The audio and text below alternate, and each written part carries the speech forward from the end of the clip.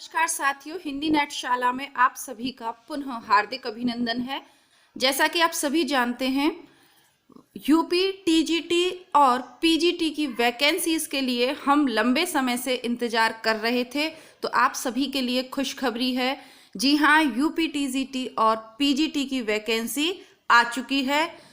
आयोग ने नोटिफिकेशन जारी कर दिया है। अब यूपी टीजीटी पीजीटी की शुल्क जमा कराने की, फॉर्म सबमिट कराने की तिथियां क्या हैं, क्या परीक्षा पैटर्न रहेगा, इसकी क्या योग्यता रहेगी, कितनी फीस रहेगी, वेतनमान कितना रहेगा, कुल पद कितने हैं, बालक वर्ग बालिका वर्ग में कुल पद कितने हैं, इन सभी प्रश्नों का उत्तर इस छोटे से वीडियो के माध्यम से देने का मैंने प्रयास किया है। इसीलिए बाकी चीज़ों को अलग हटाकर जो मुख्य चीज़ें हैं, जो ध्यान रखने योग्य चीज़ें हैं, उनको आपके समक्ष में प्रस्तुत कर रही हूँ।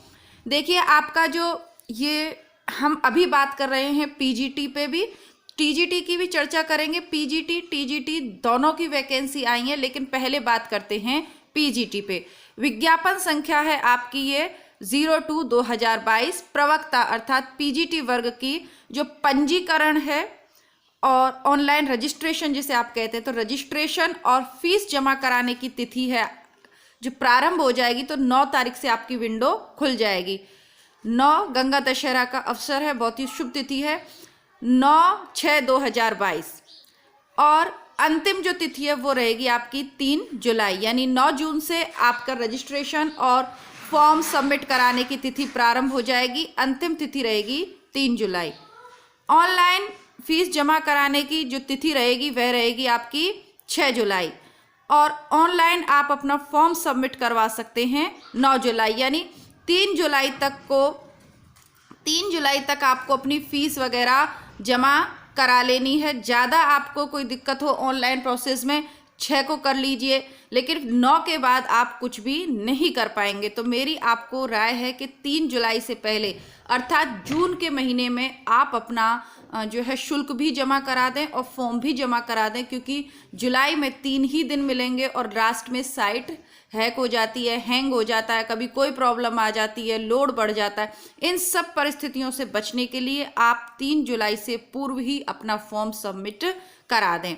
आशा करती हूँ आपको अच्छे से समझ में आ रहा होगा। अब बात करते हैं फीस की। सामान्य वर्ग के लिए 750 रुपये फीस रखी है। ईडब्ल्यूएस को 650 रुपये फीस के देने हैं। अन्य पिछड़ा वर्ग ओबीसी को भी 750 यानी सामान्य वर्ग के बराबर ही फीस देनी है। एससी को 450 और एसटी के लिए 250 रुपये फीस यहाँ पर निर्धारित की है। अन्य जो भूतपूर्व सैनिक हैं, महिलाएं या अन्य जो भी हैं, वो जिस कैटेगरी से फॉर्म भरेंगे उस कैटेगरी की फीस उन्हें देनी पड़ेगी। अब बात कर लेते हैं परीक्षा पैटर्न पर। तो परीक्षा पैटर्न रहता है पीजीटी का, कुल 425 अंक के आपसे 125 प्रश्न पूछे जाएंगे, अर्थात पेपर में पूछे जाने वाले प्रश्नों की संख्या रहेगी 125। आपका बहुविकल्पीय यह पेपर रहेगा, जिस 4 में से आपको एक सही ऑप्शन चुनना है और ओएमआर शीट में भरना है। तो 125 प्रश्न पूछे जाएंगे। प्रत्येक प्रश्न आपका 3.5 नंबर का रहता है। इसका मतलब कुल अंक हो गए 425। इंटरव्यू इसमें रहेगा तो साक्षात्कार के रहेंगे 50 अंक और विशेष योग्यता के लिए 25 अंक यहाँ पर निर्धारित किए जाते हैं। विशेष योग्यता के अंतर्गत आपका आता है एमएड, पीएचडी और बीएड। बीएड वालों को 5 अंक मिलेंगे, क्योंकि बीएड बहुत सारे विद्यार्थियों ने की होती है, तो सबको 5 अंक लगभग मिल जाएंगे। लेकिन जिन विद्यार्थियों का एमएड और पीएचडी है उनके लिए 10 अंक निर्धारित किए गए। ये थोड़ा सा गलत नियम है, क्योंकि जब आप इंटरव्यू ले रहे हो, लिखित परीक्षा ले रहे हो, तो पीएचडी के लिए अलग से 10 नंबर दे देना। या जिन विद्यार्थियों ने बीएड कर रखी है, क्योंकि इसमें जो अभी शिक्षक काम कर रहे हैं और बहुत सारी छूट होती है आयु सीमा को लेके, तो 40-50 साल तक के लोग भी इसमें फॉर्म अप्लाई करते हैं। तो जो विद्यार्थी, क्योंकि न्यूनतम आयु 21 वर्ष है और अधिकतम 40-50 तक हो जाती है छूट मिलते मिलते, तो बहुत से लोग इस मध्य पीएचडी, एमएड वगैरह करे होते हैं, तो उनको 25 अंक अतिरिक्त मिल जाएंगे। खैर पेपर की समय अवधि है 2 घंटे। मैं आपको बता दूं कि असिस्टेंट प्रोफेसर में भी पीएचडी वालों के लिए 25 नंबर शायद अलग से निर्धारित है और वो कोर्ट में विवादित है, उसके लिए कोर्ट में एप्लीकेशन दी हुई है, क्योंकि इस तरीके की विशेष योग्यता नए विद्यार्थियों के अधिकारों का तो बिल्कुल हनन ही है। जो 21 साल का बच्चा पेपर में बैठेगा वो बाकी उम्र दराज लोगों से पीछे पिछड़ ही जाएगा। खैर आगे देखते हैं। कुल पद जो पीजीटी के कुल पद हैं वो 624 हैं। अब बात करें हिंदी के पदों की, तो हिंदी के कुल पद हैं 81, जनरल वालों के लिए 53, ओबीसी वालों के लिए 20, एससी के हैं 8, एसटी की कोई अलग से वैकेंसी नहीं है। तो इस प्रकार आपके कुल पद हो गए 81। 2 तरह से पेपर यूपी टीजीटी यूपी में भरा जाता है, बालक वर्ग और बालिका वर्ग। बालिका वर्ग के लिए कुल 4 सीटें हैं। हिंदी पर सब्जेक्ट की मैं बात कर रही हूँ, मैं यहाँ केवल हिंदी विषय की बात कर रही हूँ। पदों की जब बात कर रही हूँ तो वो हिंदी विषय के पदों की बात कर रही हूँ। बाकी सभी विषय के विद्यार्थियों के लिए योग्यता, फीस और बाकी जो चीज़ें हैं वह समान है। लेकिन हिंदी के विद्यार्थियों के लिए बालिका वर्ग से यदि आप फॉर्म भर रहे हैं, लड़कियां सिर्फ बालिका वर्ग में भर सकती हैं, तो वो 4 हैं। और बाकी की जो सीटें बची आपकी 49 या जितनी भी बच रही हैं वो सब बालक वर्ग की सीटें हैं। तो आप देख लीजिएगा कि आपको बालक वर्ग से भरना है या बालिका। अब हिंदी वालों की योग्यता के लिए बात करते हैं। तो हिंदी वाले के लिए पीजीटी का फॉर्म भरने के लिए बीएड अनिवार्य नहीं है। जी हाँ, आपने बिल्कुल सही सुना। उत्तर प्रदेश में पीजीटी प्रवक्ता बनने के लिए बीएड बिल्कुल भी अनिवार्य नहीं है। क्या चीज़ अनिवार्य है? बीए में संस्कृत होना अनिवार्य है। यदि आप हिंदी के प्रवक्ता बनना चाहते हैं तो आपके पास बीए में संस्कृत होनी चाहिए। अगर आपके पास 12वीं तक संस्कृत थी और बीए में नहीं है तो आप फॉर्म नहीं भर सकते। आपके हिंदी के साथ बीए में संस्कृत होनी चाहिए और हिंदी से एमए होनी चाहिए, तो आप पीजीटी का फॉर्म भर सकते हैं। बीएड आपकी हो अथवा नहीं हो कोई फर्क नहीं पड़ता, बीएड आप बाद में भी कर सकते हैं।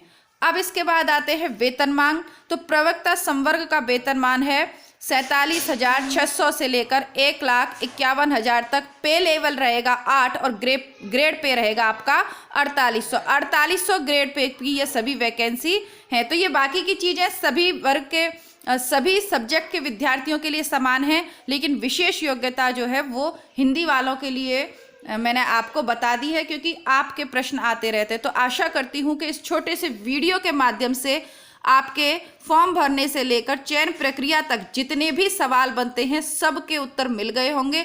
उत्तर ना मिले हों तो कमेंट बॉक्स में आप मुझे कमेंट करिएगा, मैं उसका उत्तर आपको कमेंट बॉक्स में दे दूंगी, या ज़्यादा प्रश्न हुए तो अलग से वीडियो भी लाएंगे। अब बात कर लेते हैं तैयारी की किताबों की। यदि आपके पास पहले से किताबें हैं, पहले से तैयारी कर रहे हो तो अच्छी बात है, ठीक है। परीक्षा तिथि अभी घोषित नहीं हुई है, लेकिन इसके अलावा हमारा ये जो चैनल है जिस पे आप ये वीडियो देख रहे हैं, पूर्व में भी हम टीजीटी पीजीटी की तैयारी करते रहे हैं। आपकी बात करें सिलेबस की, तो सिलेबस में कोई चेंज अभी तक नहीं है, ऐसा कोई नोटिफिकेशन बाद में आएगा तो मैं आपको बताऊंगी। पुराना जो सिलेबस है वही इसका सिलेबस रहेगा। एक जो सामान्य टॉपिक है, जो आप चाहे नेट करो, असिस्टेंट प्रोफेसर, टीजीटी पीजीटी या हिंदी विषय से एमए बीए कुछ भी कर रहे हो, वह सामान्य टॉपिक रहता है हिंदी साहित्य का इतिहास। तो हिंदी साहित्य की, जैसे कि आपने अभी एमए किया तो सरल इतिहास, यदि पहली बार परीक्षाओं की तैयारी कर रहे हैं तो सरल इतिहास बुक छोटी सी पतली सी बुक है, उसमें आधुनिक काल तक पूरा सिलेबस आपको प्लेलिस्ट में मैंने उपलब्ध करा दिया है। और यदि आप थोड़ा बहुत हिंदी साहित्य के विषय में जानकारी प्राप्त कर चुके हैं, सामान्य जानकारी रखते हैं, तो हिंदी साहित्य का इतिहास बाय डॉक्टर रामचंद्र शुक्ल, ये बुक आपको पीजीटी के लिए पढ़नी पड़ेगी। बच्चन पांडे भी अच्छा है, रामस्वरूप चतुर्वेदी भी अच्छा है, इसके अलावा रामचंद्र तिवारी भी अच्छी हैं। अच्छी तो बहुत सारी किताबें हैं, लेकिन सर्वाधिक प्रश्न जिस बुक से पूछे जाते हैं वह है रामचंद्र शुक्ल का हिंदी साहित्य का इतिहास। तो वो पूरी बुक मैंने आपको प्लेलिस्ट में उपलब्ध करवा दी है, तो वो बुक पढ़िए। इसके अलावा गोविंद पांडे और सरस्वती पांडे जी की बुक मैं करवा रही हूँ, बहुत ज़्यादा कक्षाएं अभी नहीं हुई हैं। आरपीएससी की तैयारी बहुत से विद्यार्थी कर रहे हैं, बहुत से नेट और असिस्टेंट प्रोफेसर वाले विद्यार्थी भी हैं चैनल पे। तो सभी के लिए गोविंद पांडे और सरस्वती पांडे की बुक से एक सामान्य टॉपिक हिंदी साहित्य का इतिहास हम पढ़ रहे हैं। तो उस बुक को जल्दी से आप देखिए। चैनल पे नए हैं, पहली बार है, तो चैनल को सब्सक्राइब ज़रूर करें। सब्सक्राइब करने में संशय हो रहा है कि क्यों कर लें, तो सबसे पहले चैनल की प्लेलिस्ट को उठाकर चेक करिएगा। प्लेलिस्ट में जितनी भी कविता, निबंध, नाटक, जो कुछ भी पुराने paper, practice sets, UP PGT TGT का जस्ट हालिया जो पुराना पेपर हुआ है, उसके साथ ही अब तक जितने भी यूपी टीजीटी पीजीटी के पुराने पेपर हुए हैं, वह सब के सब पेपर संशोधन के साथ चैनल पे उपलब्ध हैं। यदि आप मार्केट से पुराने पेपर खरीदते हैं तो मिसप्रिंट भी रहता है, लेकिन चैनल पे जब सॉल्व करते हैं तो उसकी हमें जानकारी रहती है कि कौन सा प्रश्न का उत्तर गलत छपा है, तो उसे सही करके भी मैंने बता दिया है। तो पूरी आपकी यूपी टीजीटी पीजीटी की विषय सामग्री प्लेलिस्ट में उपलब्ध है, चेक कर लीजिए। अच्छा लगे तो सब्सक्राइब कीजिए और अपने मित्रों को भी शेयर कीजिए। मिलती हूँ आपसे टीजीटी के नोटिफिकेशन के साथ, तब तक के लिए नमस्कार, धन्यवाद, जय हिंद।